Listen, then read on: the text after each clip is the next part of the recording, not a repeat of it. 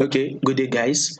Welcome back to the channel. So let's take a look at what we'll be expecting on GBPJPY. But if you are yet to subscribe and you've not done that, do well to click on the subscribe button, like, share, make your comments, and also follow our Telegram channel to stay updated.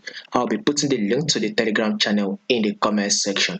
So let's see what we'll be expecting this week on GBPJPY. So full trend on GBPJPY, literally it is an uptrend move. So let's start this movement. We can take a look at this movement from the year 2020, so to 2021 to 2022, 2023, and 2024. So basically it has been giving us one movement which is to the upside on GBP/JPY. But right now it looks like there is a change in trend, because if you take a look at this, there is a lower low here. Here comes the lower high. We add another lower low. Then here comes the lower high. This is also a lower low. Here is the lower high. So we should be expecting another lower low. That is what I am expecting on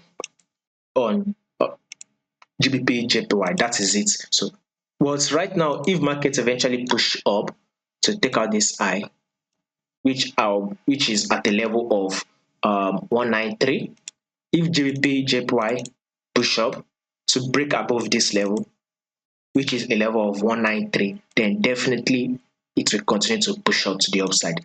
So if it can go ahead, break it, come back to test it, then we should be expecting more buy to the upside. Basically, GBP/JPY will push up more to the upside. But if it does not do that, if it does not break above it, then GBP/JPY is likely to fall again, is likely to sell. So more updates on GBP/JPY and any other pairs will be covered in the Telegram channel.